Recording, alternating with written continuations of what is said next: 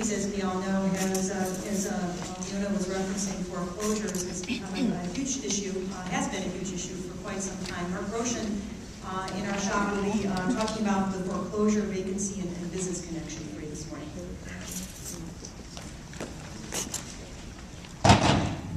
Thank you, Gina. And just going over the program, I realized that I'm the other male speaker of the morning. So. My name is Mark Roshan, and I work in the Housing Preservation Division. We work with vacant buildings and troubled buildings. So it's our mission to take these buildings that are a blight and a burden to our commercial strips and to our residential areas and get them so that we can reoccupy them, put them to productive use, and to also maintain our base of affordable housing. So, troubled buildings can constitute buildings that have code violations, dangerous and hazardous conditions. They might be open, they could be vacant, they could be occupied with residents still in them. And the way we hear about the buildings is through the public reporting the buildings to 311, or it could be the alderman or community organizations that again, you are our eyes and ears out there. So the 311 is the city's reporting mechanism.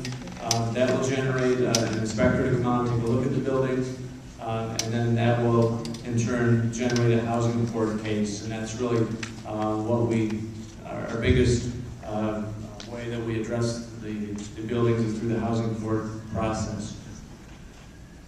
So there's a number of programs that we have to address these buildings. I'll just touch on them briefly. The Troubled Buildings Initiative is a program that it's a collaborative effort with 8 city departments. We work with the city's law department, police department, building department, Department of Family and Support Services, water department, and a few others. We meet monthly to strategize about these buildings.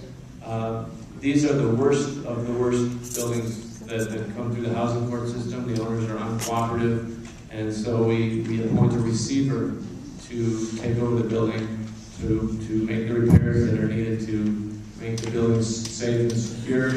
We'll relocate the tenants if that's the case, if it's unsafe conditions. And so our receivers that we work with are for the larger buildings, over 4 units. We work with Community Investment Corporation, CIC. Smaller buildings, we work with Neighborhood Housing Services, NHS.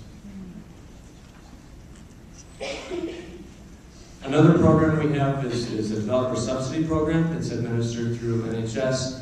It's built as a gap financing. If people have smaller buildings that they want to rehab, but the economics don't work, especially these days, so we do have a subsidy that will help fill the gap so that these buildings can be rehabbed. The subsidy amount, there's a maximum of $40,000 to $60,000 per building, depending on the size of the building.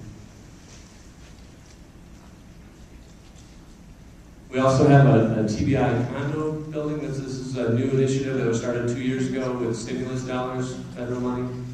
And we noticed that there's a lot of buildings in our troubled buildings inventory that were troubled condos that with the collapse of the housing market, there's been a lot of condo fraud. It seems like there's a while in the past 10 years everybody was buying a condo, possibly people that couldn't otherwise or shouldn't be in a position to buy a condo were given.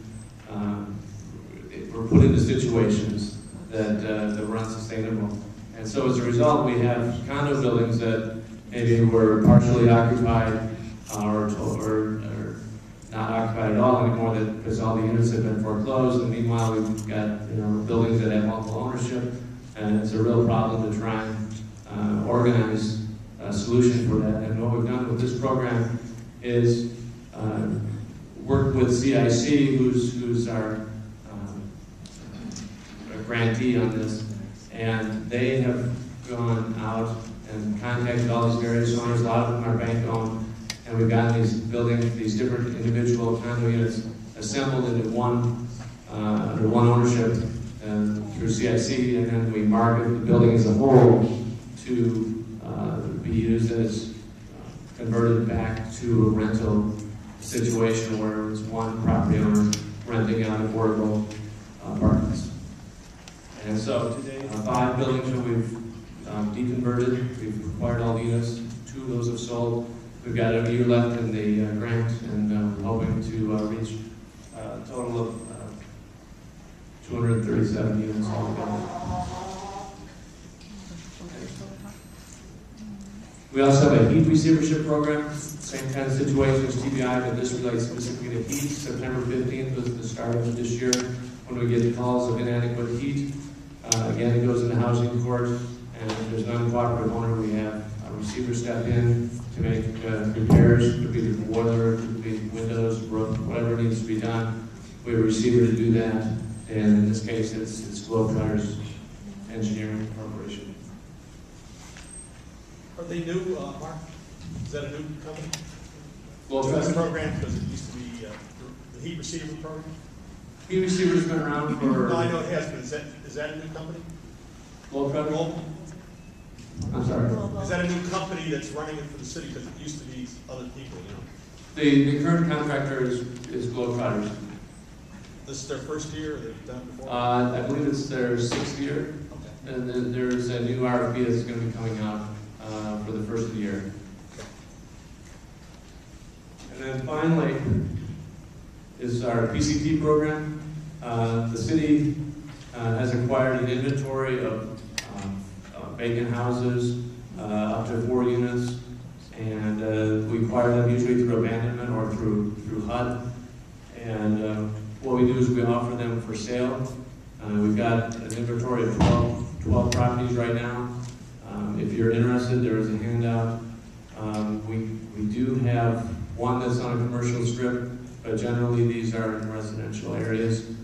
We charge $5,000 plus the holding costs that the city incurs. But then we do require that the buyer rehab the property, and whether they're the eventual owner or they sell to an owner, whoever ends up residing in the house must be income qualified. And then finally, this is an example.